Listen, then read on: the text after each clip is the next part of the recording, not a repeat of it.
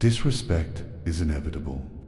As you climb the mountain of success, people will throw stones. They will try to pull you down. This is the law of the crab bucket. But how you react to this disrespect determines your fate. Most men react with anger. They get loud, they get defensive, they lose their frame. This is exactly what the enemy wants. Anger is a sign of weakness. When you get angry, you are telling the world, you have power over me. You can control my emotions. Is that the message of a king? No. A king does not scream at a peasant. A king does not bark at a dog. Today, we will decode the Stoic art of handling disrespect. We will teach you how to turn an insult into a weapon, how to win without raising your voice. First, you must understand the psychology of the insulter. Why do people disrespect you? It is rarely about you. It is about them. It is their insecurity leaking out. They see your light, and it irritates their demons. They want to drag you down to their level so they feel comfortable. Once you realize this, you don't feel anger, you feel pity. You are dealing with a sick person. Step 1, the pause. When someone disrespects you, whether it's a subtle dig or a blatant insult, do not react immediately. This is where 99% of men fail. They have a knee-jerk reaction. You must train yourself to do nothing. Freeze, take a breath. This silence creates a vacuum. It makes the other person uncomfortable. They are waiting for your reaction. Deny them. Step 2, the look. While you are pausing, lock eyes with them. Do not glare. Do not look angry. Look at them with total, dead, calm indifference. Look at them as if they are a specimen in a jar. This is the predator gaze. It signals that you are not threatened. It signals that you are analyzing them. This sub communicates immense dominance. You are the judge. They are the defendant. Step 3, the question. After the pause and the look, ask a simple, clarifying question. Are you okay? Or could you repeat that? Say it calmly. When you ask them to repeat the insult, you force them to say it again without the emotional momentum. It usually sounds stupid the second time. They will often stutter or backpedal. You have broken their rhythm. Step 4, the agreement. This is a classic Stoic technique called negative visualization weaponized.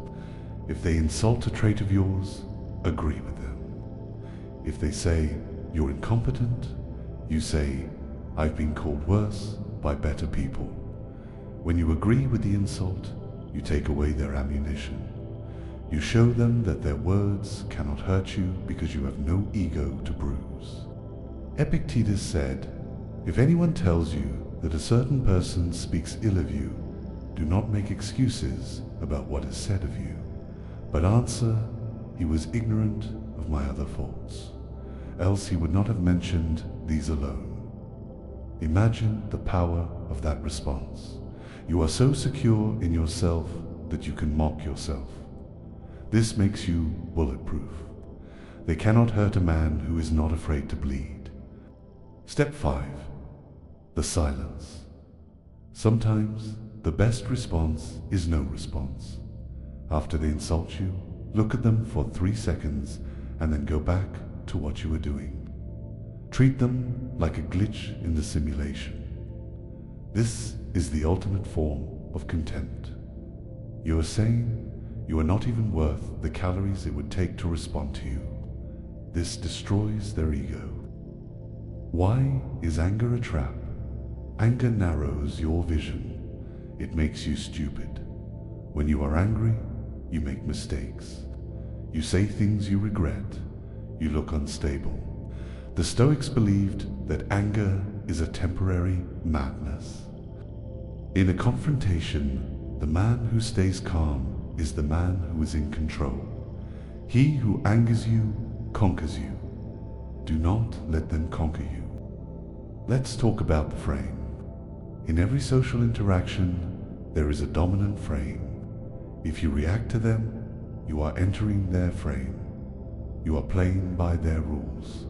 If you remain stoic, you hold your own frame. You force them to come to you. A high-value man never abandons his frame. He brings the environment into his reality. He does not adjust to the chaos. What if the disrespect is physical or aggressive? Obviously, you must defend yourself. Stoicism is not pacifism, but even in combat, the calm fighter wins. The emotional fighter swings wildly and gets gassed out. The cold fighter calculates and strikes with precision. Your mind must remain an ice fortress, even if your body is in the fire. Disrespect in the workplace. This is common. A boss or colleague tries to undermine you. Do not get into a shouting match. Use facts. Document everything. Speak slowly. When you speak slowly, you sound authoritative. When you speak fast, you sound anxious. Lower your voice pitch. State your case, then stop talking. Silence after a statement makes it heavy. The broken record technique. If someone keeps pushing you, trying to get a rise, just repeat your boundary. I am not discussing this. They push again. I am not discussing this. Do not vary your tone. Be a robot. Eventually, they will hit a wall and give up. You are teaching them how to treat you. You train people how to treat you by what you tolerate. Never complain about disrespect to others. If you go to your friend and whine, "Can you believe what he said to me?" You are reliving the trauma. You are giving the insulter more power. You are letting them live rent-free in your head. Process it, learn from it, discard it. Do not carry the baggage of other people's bad behavior. Humor is a shield. If someone tries to roast you, laugh. Genuine laughter, it shows you are having fun. It shows you are not fragile. If you can laugh at yourself, you are untouchable. But be careful, do not use self-deprecating humor out of weakness. Use it out of strength.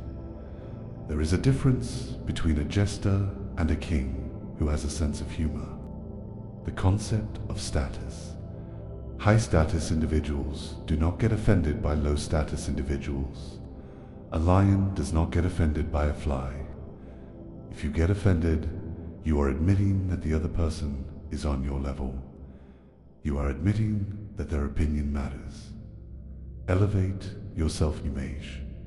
See yourself as a man on a mission. Anything that is not the mission is a distraction. What if it's a woman? The shit test. Women test men to see if they are strong. If she disrespects you and you get emotional, you fail the test. You prove you are weak. If you remain unbothered, playful, and firm, you pass. You prove you are a rock. She feels safe with a rock. She does not feel safe with a leaf that blows in the wind. The long game. The best revenge is massive success. While they are busy gossiping and throwing insults, you are busy building. 5 years from now, you will be in a tax bracket they cannot comprehend. You will be in shape. You will be free. They will still be miserable, looking for the next person to bring down. Leave them in the dust. Seneca said, "It is the part of a great mind to despise wrongs done to it. The most contemptuous form of revenge is not to deem one's adversary worth vengeance." Read that again. Not worth vengeance, They are beneath your anger.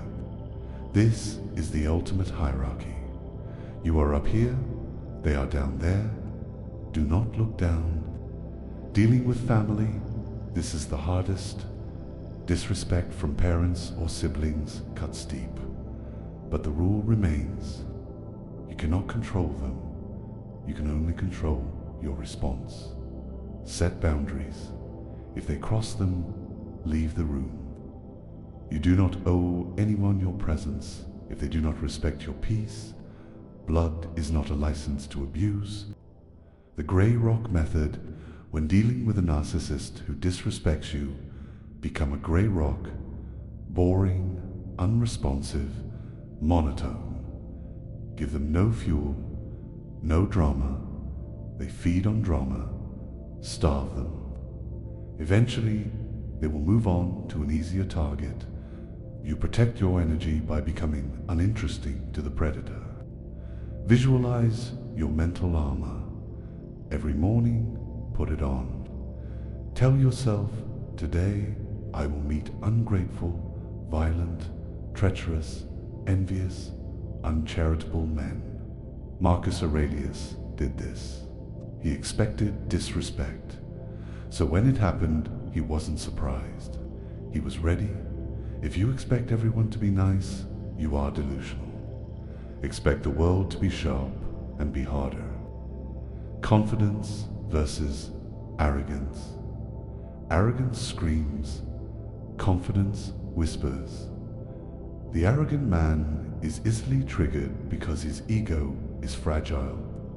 The confident man is hard to trigger because his self-worth is internal. Build real confidence through competence.